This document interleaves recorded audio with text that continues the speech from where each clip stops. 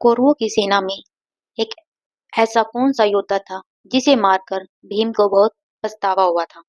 जी हाँ दोस्तों, कौरवों में एक ऐसा योद्धा भी था जिसको मारकर भीम को दुख हुआ था। जैसा कि आप सभी जानते हैं, कौरव अधर्म का प्रतीक थे और पांडवों ने महाभारत के युद्ध में उनको मारकर अधर्म पर धर्म की विजय हासिल की। लेकिन 100 के 100 कौरव अधर्मी नहीं थे।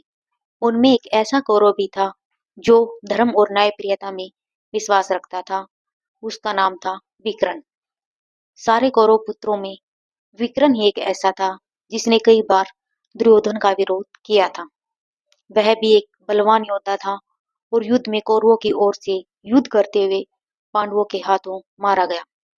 दरअसल पांडवों को भी उसके न्यायप्रिय होने का पता था, क्योंकि जब युधिष्ठिर रुद्रक्रीड़ा में द्रौपदी को हार जाते हैं और दुर्योधन अपने दूसरे भाइयों के साथ मिलकर द्रौपदी का चीरहरण करते हैं, तो यही विकर्ण था जिसने इसका विरोध किया था और दुर्योधन को कहा था कि आपको इसके बहुत बुरे परिणाम भुगतने पड़ेंगे।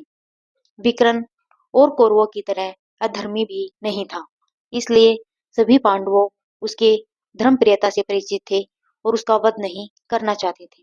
लेकिन जब महाभारत का युद्ध होता है और जब विकर्ण का सामना भीम से होता है, तो भीम उनको युद्ध न करने के लिए कहते हैं।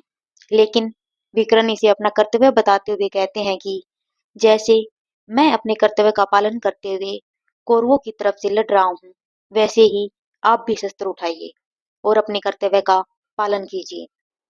इसलिए भीम ने न चाहते हुए भी शस्त्र उठाए और विकर्ण के साथ युद्ध किया, जिसमें उनके हाथों विकर्ण मृत्यु को प्राप्त हो जाते हैं।